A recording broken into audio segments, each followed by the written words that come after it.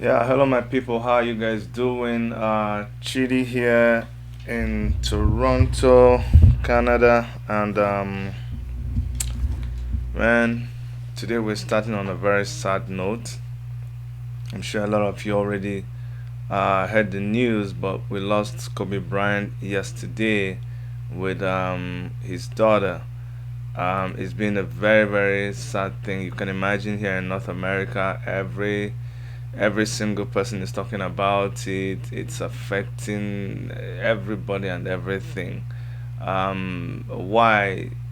Because it was such a very huge role model. It was an example of what a young man can do with his life. And he wasn't ambitious to the point where he didn't know when to stop. He had just resigned recently, and at the age of 41 now, he's trying to spend time with his family and do most of the things he couldn't do as an NBA star. And of course, you know that Toronto City is the home of the Toronto Raptors, and we just won the NBA Cup. So you can imagine anything that has to do with basketball affects the city of Toronto. So that's why we're all in this atmosphere of mourning because of Kobe Bryant. Okay, but I don't know so much about Kobe Bryant. I know, especially when it has to do with his professional career. But I have someone here in Toronto, Canada. Is our brother? Is my brother? Is a friend? Is a Nigerian. He's from Imo State. I'll let him say all that. But I'm gonna call him in. His name is Lonzo Zakwe. A lot of you know him actually from from his film productions, but he's a huge basketball enthusiast, and I'm gonna call him on the phone and let him tell us more about Kobe Bryant because I think he knows more about him than I do. So I'm gonna call him in and let him do justice to that. So I'm gonna place a call to him right now and pray his Hello? Hello, Alonzo, is that you? Yeah, speaking. Yeah, thank you Can so you hear much. me? Yes, I can hear you. I can hear you. Okay. Yeah. Thank you so much, man. I know how busy your schedules are, but I really appreciate your picking my call. So, Lonzo, let's get started with just getting our listeners to know who you are, and your connection to basketball. Okay, well, my name's Lonzo Zakwe. I grew up in Imo State, Nigeria, Owerri to be specific. So, left Nigeria in 1997. But prior to that, I was a basketball player. That's what I was known for. I played basketball for Imo State team for some years. Even while I was in secondary school, I went to Holy Ghost College over here. Mm. So I played for the school and also played for the state. Mm-hmm. Represented in national leagues and all that stuff. This is prior to me traveling overseas and moving to England before the States and then Canada. So basically, my life journey started from basketball before I now became a filmmaker. I actually got into film in 2010, Mm-hmm. 2009, 2010.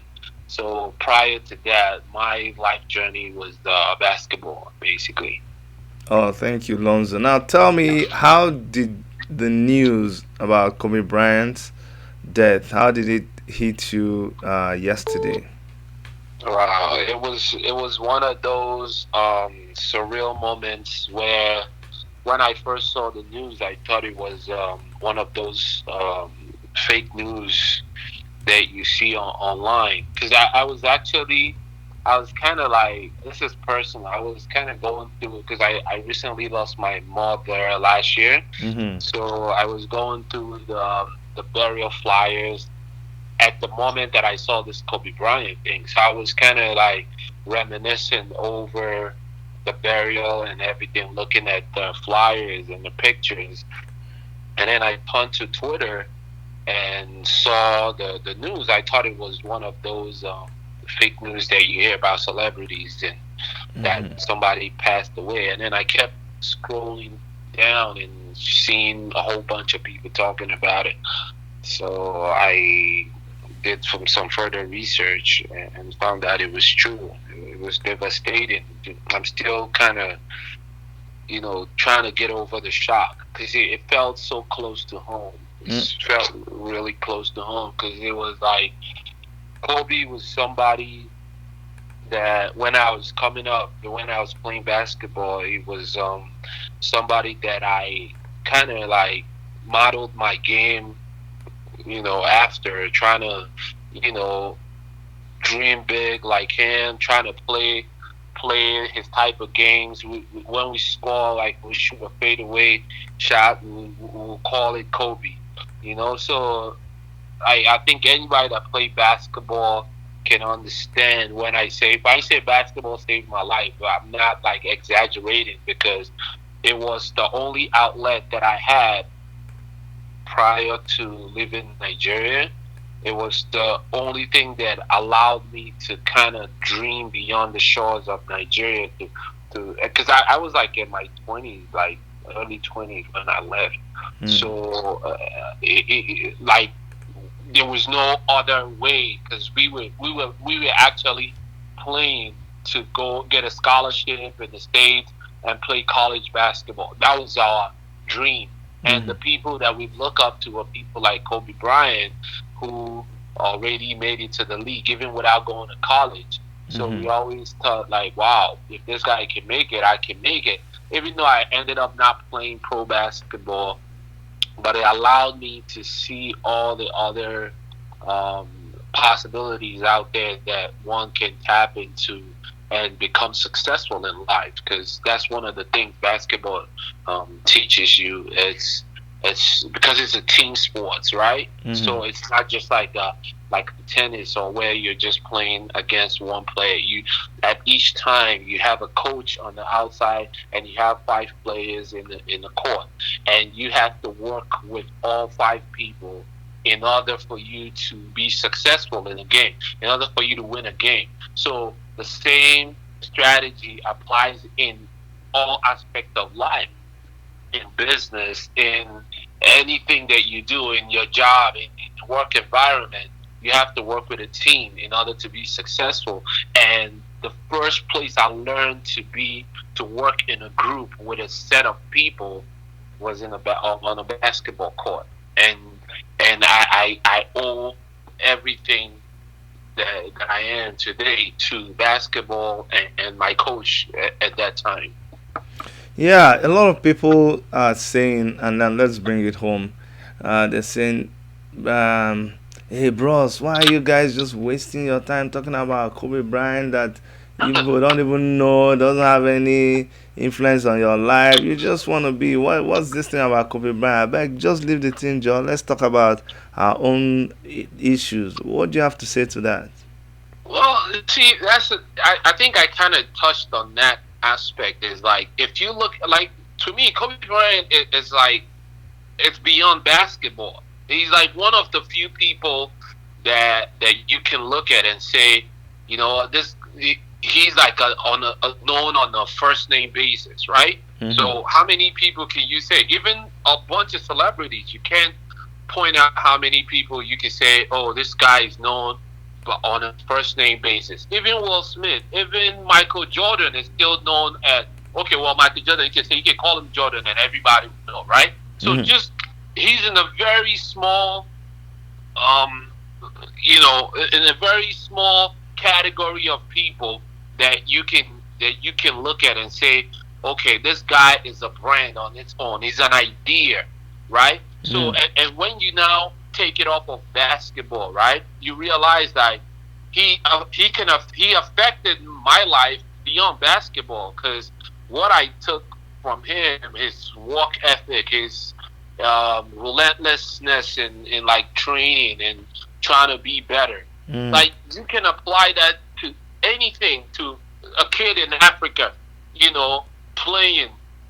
And look at someone like Masai Ujiri, right? Like, Mhm. when I was in Nigeria, some of the people that I played ball with, or that were like in the same team that I was in, even though some of them like left Nigeria and played college basketball in the state, Mm. some of them played basketball with Masai Ujiri. And the first time I met Masai and I talked to him, and he was surprised that I knew the same people that he knew, Mm. but because we were trained by the same coach, Yeah. not me and Masai, but the people that he knew. Some of them played in the NBA, and Mhm. these are Nigerians. Like, well, not some of them. One of them, Julius Mosu, Mhm. he played in the NBA. Another guy, what's his name? Osita Wachiku Mhm. played college basketball at Wisconsin, one of the biggest schools in the U.S. Yeah, yeah. And these people played ball with Masai, but look at what Masai had turned into, right? Masai And Masai didn't play is the in president serious. of the Toronto Raptors. Masai Ujiri is like, yeah, he's the president of Toronto Raptors, Mm. right? Mhm. But he never got to play like basketball on a big stage like the Kobe and everybody. But Mhm. he is like, he has changed the lives of so many Canadians, including even some African players on this team. So it's not really about, if this guy is only known for playing basketball. I mean, last year he won the Oscar award for a short film that he made. Mhm. And that goes to tell you the kind of human being he is, the type of excellence he strives to achieve. By leaving basketball, getting into the film industry, and still conquering in that department. So I believe, like, if people kind of really delve into the idea of a Kobe Bryant, you can see there's so many things that you can take from him and apply it in all facets of life and still be successful. All right, my brother, Lonzo Mzekwe, thank you so much. There's a lot to be learned from all this, even just life generally, the way he lived his life, his retirement, his efforts to be the family man and super soccer mom, soccer dad, Right. basketball dad. Right. All of that, it's an inspiration, and a lot of people may not be able to get it now because they don't know him. But the more they get to know him, the more they will understand what he stands for. And Right. Exactly. Because again, if you look at it, if we even take off basketball off the table, right? mhm, This is a human being, a young black man, mhm, just passed before his time, right? mhm, Um, if anyone who has kids, anyone who has family, mhm, knows what it feels like to lose a loved one. Like, I've lost two younger brothers, mhm. one tragically, and I've lost two parents.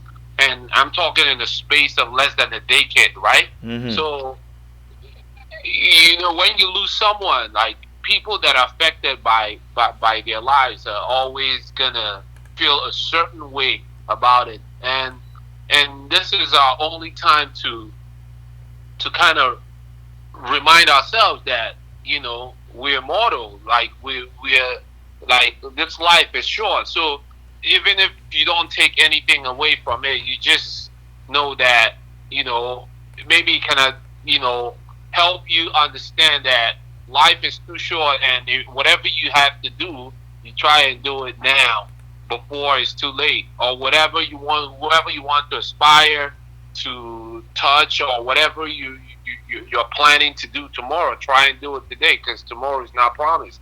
Yeah. That's just a takeaway. Even if you don't play basketball, and then you hear somebody like this died, who woke up yesterday, never thought, like, and in a million years something like that will happen to him, and then this happens. Who am I? You understand? I get it. I get it. To say, hey, You know, how does this guy affect my life? He's a black. He's a young man that died. I You know. know, I know. yeah, we can take a lot away from that. All right. Thank you so much, my brother. Thank you for That- coming on the program. Okay, I'm gonna get back to you so we can really talk about you. All right, and your fear Thanks, bro. and your Thanks for movies and having so me. much I that you've appreciate it. done because you are also an inspiration. But Thanks, thank man. you, I Lonzo appreciate it. Nzokwe. Yeah, thank you All so right. much. Yeah, Have a good. yeah. Bye bye. Yeah. Yes, my people, that was Lonzo Nzekwe. There's a lot to him that I'm not talking about now, but one day I'll get a chance to tell you about Lonzo Nzekwe, and you will understand why I really, really admire that young man. Yeah, when you talk about this guy, it's not just that he's a basketball player. He just want to. Yesterday, I was having a discussion with Omoyele Shore, about so many things that have been going on in our party, in our movement, internal wranglings, this one, that one, and you guys know what he's been through and what he's preparing for and all that around him, and yet he has to deal with, once a leader always a leader. He has to still deal with things that are happening within his constituency, and we're talking about all of these things. And in the middle of that, he said, "Hey, Chidi, hold on, I got this news breaking." You also know that he's a journalist of international repute, and he owns Sahara Reporters. So news is what he eats morning, afternoon, night. So in the middle of our discussion, he goes, "Hey, Chidi, there's breaking news happened. Kobe just died. I just got a phone call. Like, he just died like 5 minutes ago, and I have to go now. I have to talk to my people." And I didn't even, it didn't register to me. I just, Kobe died. Like, because of what I had in my head, we were just talking about the movement and so many things, and it didn't register to me. And I was gonna call him back, and of course I didn't get to call him back immediately because he was dealing with his work and his staff and his people. But much later, when I now got onto the news and I saw what was happening, of course, my people already had it on our website, but I didn't even, by the time I saw CNN and I went online and I saw what was happening, I'm like, really? This life is really nothing. Okay, and by the next time we reconvened in our discussion, me and show, it our tone of discussion changed because you get to see things from a different perspective. You want to be very, very careful and make sure that all this struggling, all this trying to attain this, to achieve this, you have to put it into the right perspective and make sure that everything is balanced. And like Lonzo said, if there's anything you plan to do, if there's anything you got to do, you just need to do it quickly because time is terribly short. So this is just like a very quick message to everyone out there who is a member of the Take It Back movement, everybody out there who is a member of the African Action Congress and stuff like that. We need to be very, very careful about a lot of how we carry on with things. This life is, some things are not exactly what the way we are taking it, all right. It's it's an eye opener. Okay, suddenly a lot of people die. Oh, a lot of people die. Every day we report about people getting shot, kidnaps, and all of that happening. But there are some that just hits you in a very different way, and this could be Bryant death hit me and hit a lot of people that I know around me in a very different manner. All right, but that's it about Kobe Bryant. Let's talk about this coronavirus. For a long time, they've been telling me, "Hey, talk about coronavirus." Actually, Erica is the one that has been telling me, uh, um, hold on. That Erica has been telling me that we need to talk about this coronavirus. It's happening. It's killing people, and you know I had wanted to, but now it has become even very. It's become more important, or more. It's become more urgent that we talk about this virus now more than ever. Okay, why do I think it's become more important or more urgent? Because we initially thought that this thing was happening in China, but the rate at which it is moving, and it's become very important that we talk about this. Now, let me tell you why. This disease has entered Canada, here where I live, where I reside with my family. This disease has been identified in Canada, not only in Wuhan, China. It is also in the United States, it's in France, it's been reported in Japan, South Korea, Taiwan, Singapore, Thailand, Australia, Nepal, Vietnam, Hong Kong, Macau, Malaysia, and of course Canada. Now, someone would tell me, Chidi, all this news you're reading now, it doesn't have anything to do with Nigeria. No. It has plenty to do with Nigeria. Don't say that I'm yabbing Nigeria, but I can tell you that if this thing is in Nigeria right now, we probably don't know. People, my brothers now, travel to China like no man's business. Like somebody can tell you, Oga, you want that thing? How many do you want? How many dozen? 20 dozen. Oh yeah, just give advance. I'll bring it for you. It's in my packing store in Asaba. Don't worry, I will go in the evening, bring it. Then tomorrow we'll package it, and then next tomorrow you collect it. Once you agree with that person, he's entering the next flight to China. This Asaba or Benin or this thing that he told you is China. Or he has gone to China, he's bought the thing, he's flown back and sold it. That's how some people do business. So what am I trying to tell you? I'm trying to tell you that there's a lot of Nigerians that frequent China more than you know, and all of these people, the possibility of them coming in contact with this virus is very great, and that's why it is important that we disseminate this information to you guys and make you realize that you need to do everything, much like when we had the Ebola crisis. And here are the things that you can do to stay safe. You should wash your hands quite often with soap and water for at least 20 seconds. If the soap and water are not available, please use alcohol hand sanitizer. Some hand sanitizers, because some ladies don't want their hands to be white, they go and buy hand sanitizer that is non-alcoholic, blah blah blah, it's non-tingling. No, in fact, better said for you to just get alcohol. The alcohol, in fact, that thing you use to clean your nails, better for you to just get that one and cuckoo clean your hands. Don't use bleach. Bleach can really harm you. Now, avoid touching your eyes, nose, and mouth with unwashed hands. Avoid close contact with people who are sick. Stay home if you are sick.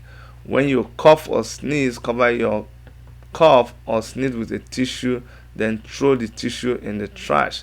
Clean and disinfect frequently touch objects and surfaces like doorknobs, tables, chairs, etc. These are everyday habits that can help prevent the spread of several viruses. If someone coughs or sneezes around you, cover your nose and mouth with tissue paper, then discard into the trash bin. It is believed that the virus is spreading through coughing, sneezing, and touching of infected surfaces. So please do your best to avoid this as much as possible. Please do not make any unimportant travels to China, especially Hubei province, including Wuhan. My brother, let me tell you this one in the language that me and you can understand. See that market, you see that deal that you must go to China to to bring. You see that container that you must go there because you already have money. Call the person and tell the person that there's a delay. Oh. Tell the person that this thing has to be suspended till further notice. Remember how when you enter bus and you ask for the money back and they say no, the money is at the station. Tell them that kind of thing. Oh, if they say return my money, anyway, you work that out. But I'm telling you, if you have to put the money in an account and fix it and let them know that it is fixed, let everybody just hold on till after this thing is resolved. Don't go to China if you do not have to go. This is not the time for any meaningless tourism of non essential business trips. I beg, it can wait. Let it wait. This is them telling you. I didn't even see this one. Don't kill yourself. That's what they say. China is locking down its own cities, so do not go there. And if you know anyone who just returned from China, avoid. And if you know anyone who just returned from China, just give them a little chance. I remember when I came back from Nigeria during the time of Ebola, one of my clients here, um, looking back now, I see that she was even more gracious because she was acting funny to me. And, and there I was telling her the story about Ebola. She's like, oh my God. She was, it was so uncomfortable for her to even deal with me or allow us into her house to finish the project that we were doing.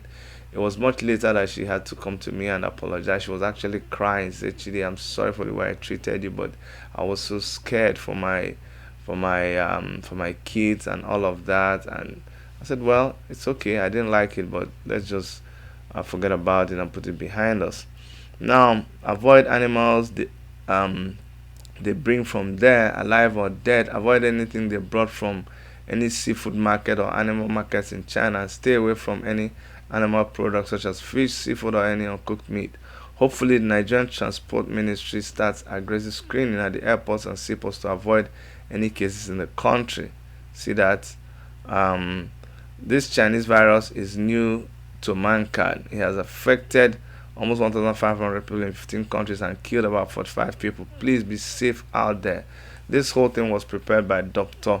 Olufumi Layo for people, especially people in Nigeria, to know what to do. All right, so that is the state now with this virus. It's always something or the other, just one bad thing upon another bad thing. Um, Talking about bad things, how many of you still remember LIAH Sharibu? You guys know LIAH Sharibu? Yeah, LIAH Sharibu. LIAH Sharibu is the young girl who was abducted by Boko Haram from their school, um, the boarding school in northeastern Nigeria. You guys remember um, um, what's her name again? Dapchi. Those Dapchi girls that were abducted by Boko Haram. Well, LIAH Shaibu is one of them, and her story has been a story that really touched everybody. And at the time, we heard that she was dead. That's what we heard. But apparently, as they are telling us now, it looks like that's not true. What we're hearing right now is that LIAH Sharibu has given birth to a baby boy for the Boko Haram commander. That's what we heard. So LIAH Sharibu gives birth to baby boy for Boko Haram commander. That's the news we're hearing right now, and that is not very. It's not pleasant at all. Not even very pleasant. It's very heart wrenching. Why do I say this? Because when you imagine that such a young girl will have to go through the ordeals that she has had to go through in the hands of Boko Haram people, I was just discussing with my wife the other day about the young man that was abducted and killed by Boko Haram, and people were talking about the lady who was also abducted with him. And my wife just said, I can just imagine they rape that girl every day, and they torment her, and they do all kinds of things to her. That's why they're still keeping her. And this is really the reason why they go and abduct girls. It is just for the Boko Haram men. They just abduct these women and they give them, they literally dash them to this, their members, and they use them to do whatever they like. They in quote, they marry them, but of course when you're marrying somebody out of their will, what is that? And they rape them every time anyhow. They don't care. And that's how this young girl, who was abducted at a very very early age, when the story is that on February 19, 2018 at 5:30 p.m., 110 school girls aged 11 to 19 were kidnapped by the Boko Haram terrorist group from the government Science and Technical College, GGSTC, Dapchi, located in Bulubulun, Unisari local government area of Yobe State in the northern part of Nigeria. 21st of March, federal government announced that Boko Haram terrorists had returned 106 of the kidnapped children, including 104 girls who went to school, one girl who did not, and a boy. LIAH, a Christian schoolgirl aged 14 at the time of, she was 14 years, that's what I was getting to. She was 14 years when she was abducted. LIAH was reported not released along with other children because she refused to convert to Islam. It has been gathered she was married off to a top Boko Haram commander who lives outside Nigeria. The source said LIAH was delivered of a baby boy Saturday in Niger Republic. He added that the insurgents had wanted to release her a few months ago but couldn't because she was pregnant. Well, these days, truth is a very scarce commodity that you don't even know who is telling you the truth anymore and who is lying to you. So we'll just take whatever we can and move on, because like I said, you don't know who is lying to you anymore. They can say she's alive and maybe she's not alive. That's an old picture. And they might say she's pregnant and maybe she's not pregnant. You don't even just know what these guys are doing. They might just be wanting to extract money from the government. But what we're praying is that wherever she is, if she's still alive, that God's mercy and God's protection will be on her. It doesn't matter what she goes through, because God says that when you go through the deepest waters, I'll be there and they will not drown you. And that when we go through fire, it will not burn us.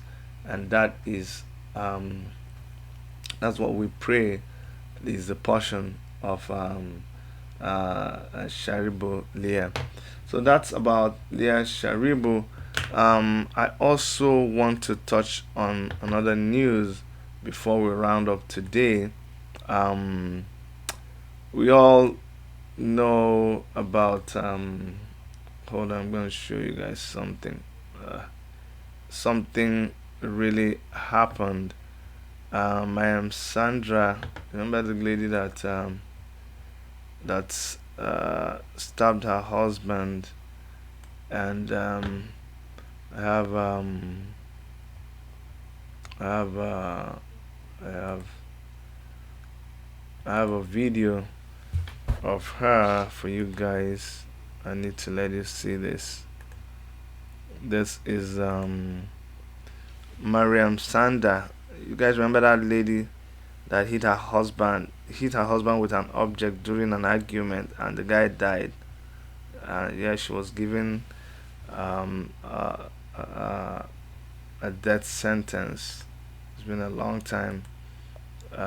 Someone was given a death sentence, but this video shows her being given a death sentence. I'm going to play the video shortly for you, and that's the moment she got the death sentence. let me squeeze this so we can appreciate it, because the video file is large. So if I don't forget all these things, I do my own as they hot na live broadcast with this. So as I dey see am na so all of una dey see am. So forgive my dragging back and forth. Now just make all of us play am at the same time, see am at the same time. So I'm gonna play a video of when she was sentenced.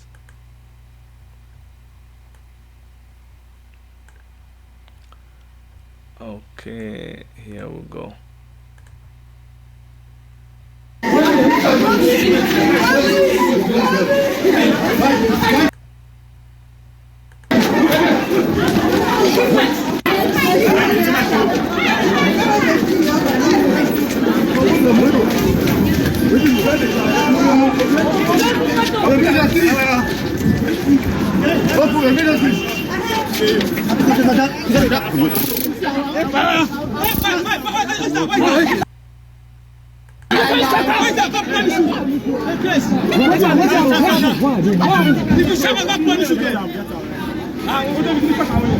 Where is the driver?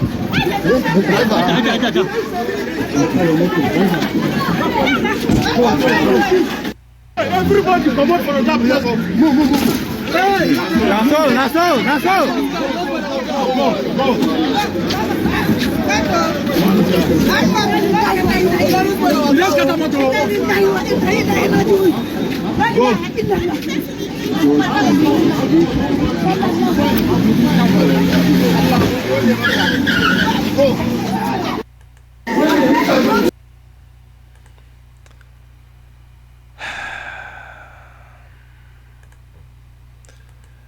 Okay, so that's it. That was a little bit rowdy there. I'm not sure if that's the best way to do that.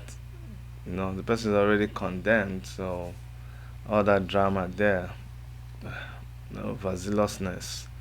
But anyway, guys, that's it for today.